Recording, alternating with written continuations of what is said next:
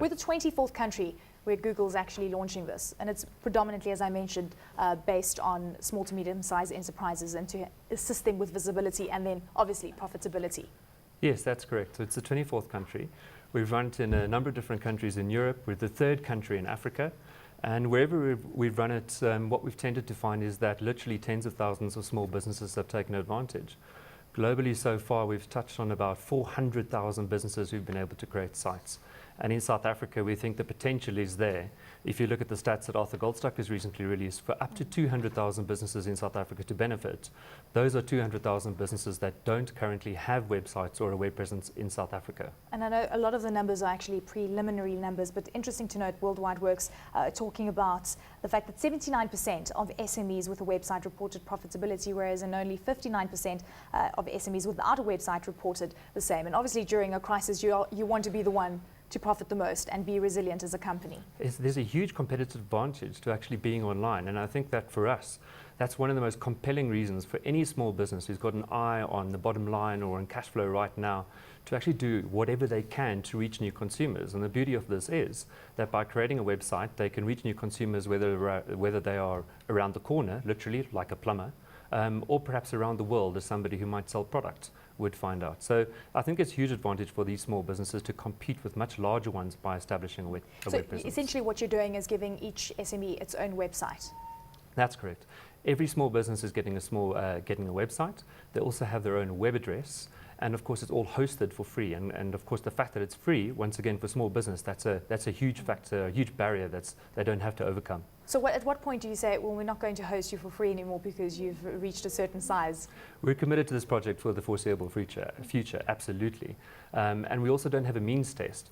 So it really depends on how sophisticated a small business wants to be. I suppose where we're really aiming at is small businesses that haven't really taken that step online yet. So as a first step, this would be absolutely perfect. With regards to the criteria that you look for within a small to medium-sized enterprise, I mean, is there anything in specific that you look for, characteristics within the company? Not at all. And in fact, what we've already found is that several businesses who've signed up are incredibly diverse. We've got fruit packaging businesses, people involved in robotics, psychologists, all sorts of businesses are taking advantage. So whether it's a service or a product, the site is flexible enough to actually give you the information that you need to describe it. And I think that's what's going to give you your audience. Of course, you're in charge of Google South Africa. You mentioned that South Africa is the 3rd country in Africa in which Google launched this project. This is going to be very beneficial for the rest of the African continent. What kind of prospects do you foresee going forward?